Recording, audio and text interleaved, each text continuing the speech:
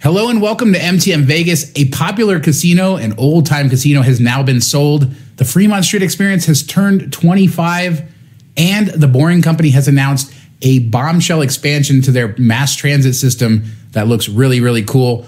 All of that, plus even more stories coming right up. I'm Sean Coomer, the founder of Miles to Memories, joined by my managing editor, Mark Osterman. Let's hit it.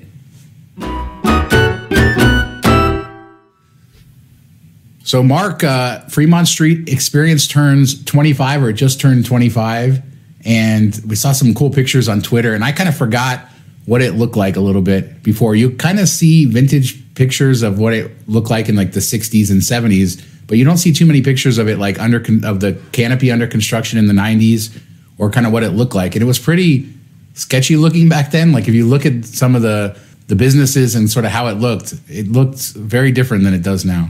Yeah, it's kind of funny because I was watching Honey, I Blew Up the Kids with my kids like a week or two ago, and I mentioned to you that they showed Fremont Street before the experience, and I was like, it looks so weird because I've only been to Vegas when the canopy's there. Obviously, I'm not old enough to have been there 25 years ago.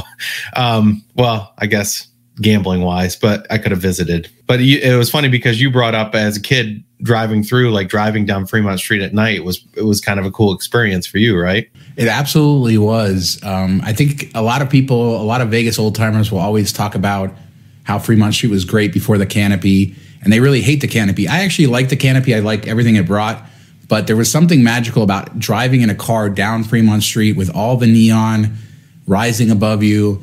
And it was something, even as a kid, like as a young kid, that I appreciated, that it just sort of took my breath away.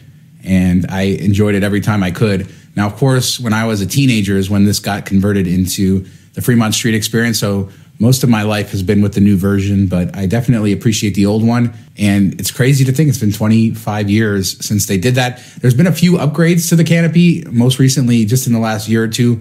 It's much, much better than it used to be. Like that 90s tech on the lights wasn't all that great. Couldn't see it that well. And now I think it's definitely improved. Although I will point out in these pictures from 1995, there's no zip lines, Mark.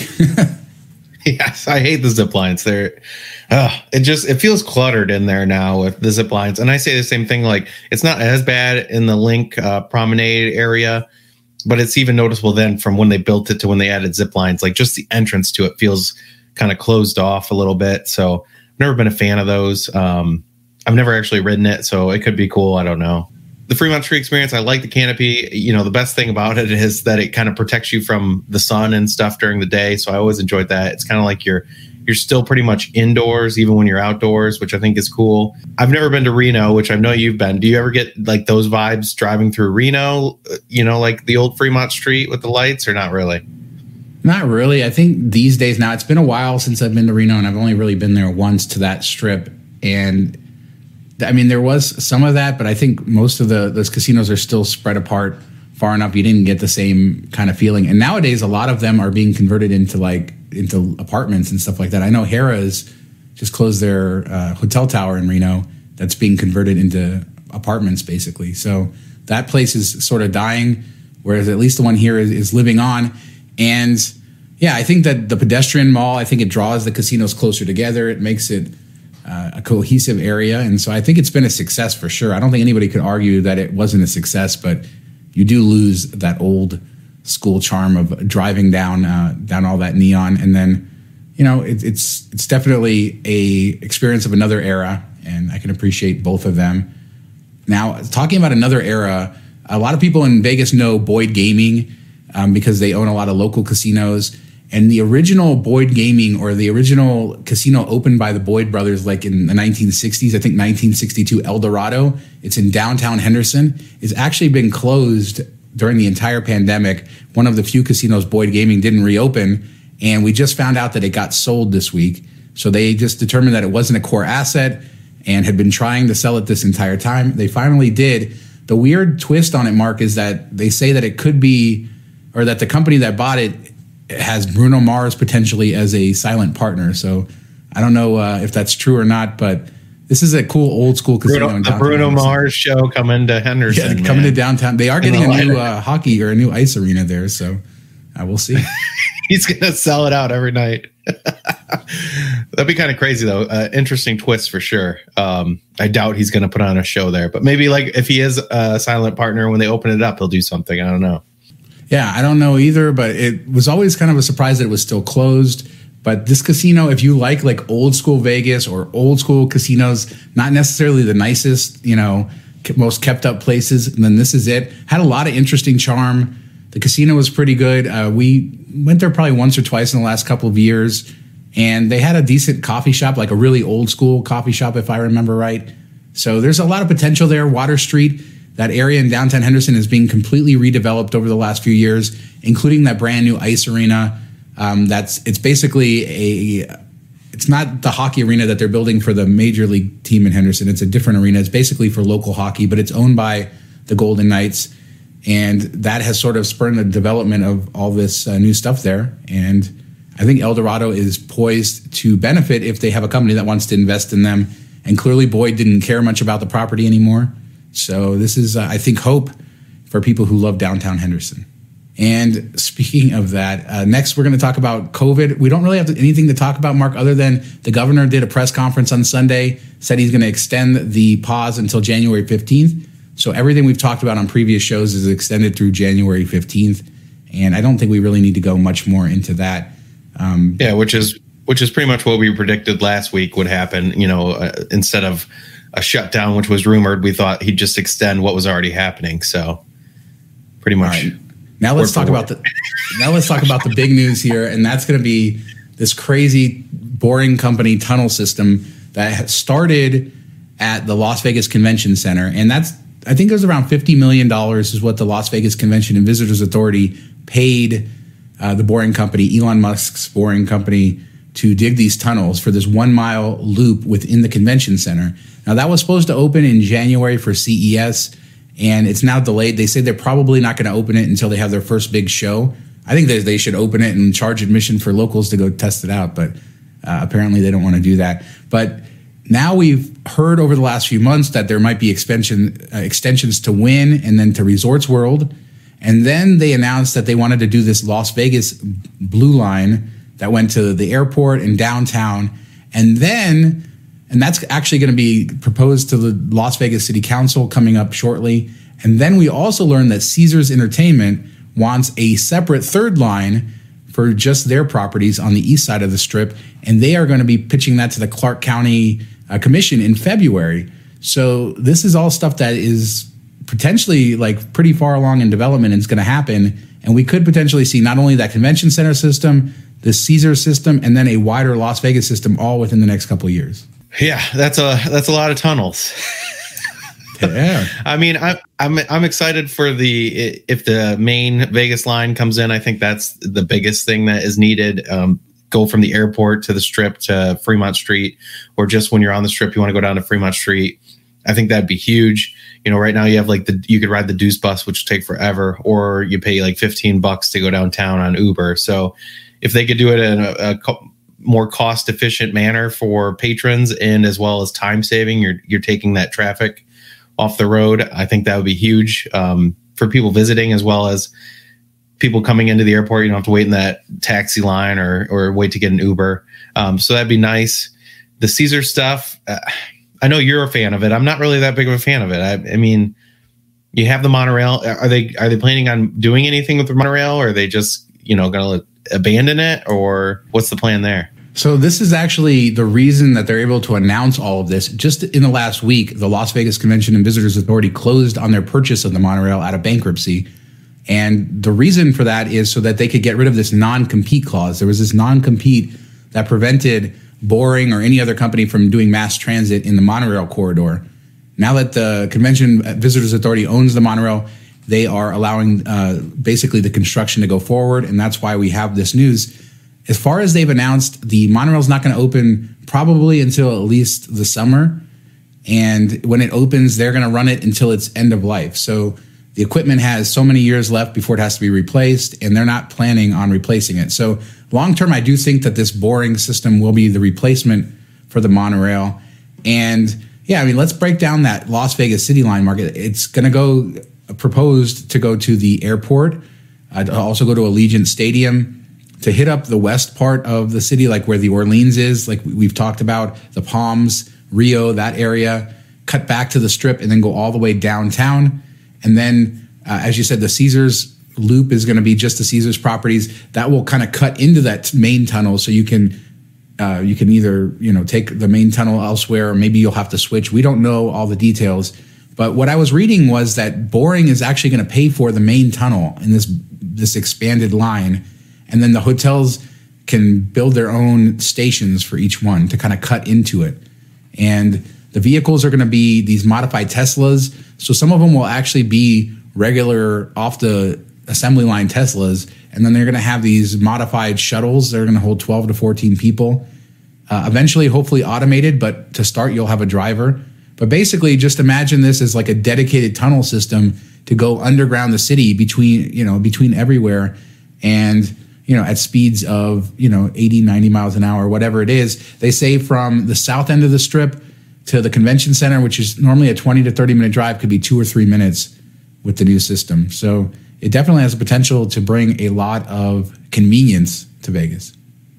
It's just a question of how long will you have to wait in line to do that 2 to 3 3-minute ride. I just imagine, all these cars and stuff. I feel like it's going to get backed up. I'm sure in time it will be a well-oiled machine, but early on, I just envision a lot of issues, delays, people waiting in line, breakdowns, stuff like that. So I'll probably do the traditional routes for the first year or so until they get that all fixed up.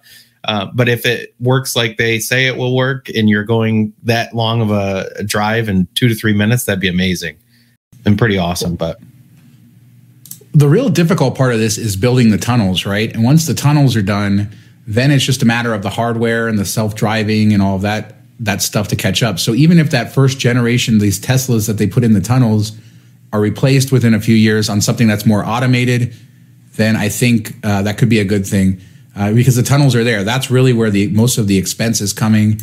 And yeah, so I think this gives me hope. If they build those tunnels, we'll have the system for a long time to come. And I think this was sort of originally modeled off of like a Hyperloop idea, not the Hyperloop itself, but essentially you're in your individual pod, and then you basically set your destination, and it uses the network to get you to where you go. So if that actually ends up working like that in the end, where you say, okay, you're downtown and you want it to take you to MGM Grand, and it utilizes all the networks and everything else, or the tunnels and everything, all the different lines to get you there, that would be pretty cool. That's really, I think, the future, but will it work like that to start? Who knows? Nope. Yeah, no, it probably won't. You're going to have a driver, and you'll probably have to switch lines, but maybe they won't. Maybe let's say the Caesars, and you're going to Planet Hollywood, maybe they will allow a Tesla on the main line that also goes to Planet Hollywood. So you just got to get in the right one. You never have to switch. There is the potential for that with them all being interconnected, and there being like New York, get on the express train or the regular train. Like, you got to pick the right one. Yeah, but since this is such a micro vehicle, which is only holding a few people, it could potentially have every vehicle going different places, especially as the system gets beefed up and more automated and stuff like that down the line. So it's definitely exciting, and it's unique. And so I think it's going to be something that will draw people to Vegas too, which is good for the city long term, to be a unique place for people to go see things that are a little bit different, because this isn't your standard New York subway train. Yeah, it'll be cool to check out for sure. I'm looking forward to it. Definitely. Now back to downtown. Unfortunately, we've talked about this for a couple weeks. The city is going into a very slow period, and that means that table games, a lot of stuff is closing during the week. Lots of casinos are closing. News this week came that Downtown Grand is closing their table games during the week.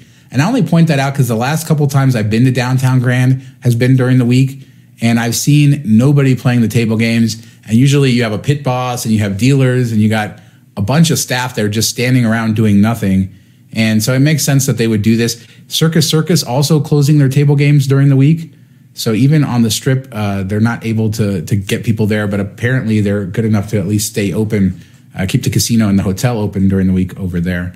But yeah, it's going to be an interesting time. I don't know that we'll see anything like this again for a long time. So it'll be interesting. I'm going to be walking around, definitely taking a look at some of these really empty places but it's not going to feel very much like Vegas with all these pits closed. Yeah, it's sad when you're closing down all your table games. Not just like you think you'd leave open like one blackjack table and one roulette table or something, but I guess I was gambling in the wrong places when I was there a couple months ago because the tables were full at Caesars, and I would prefer to play at a table by myself where people aren't messing stuff up and don't know what they're doing. So I guess I should have headed to the Grand back then.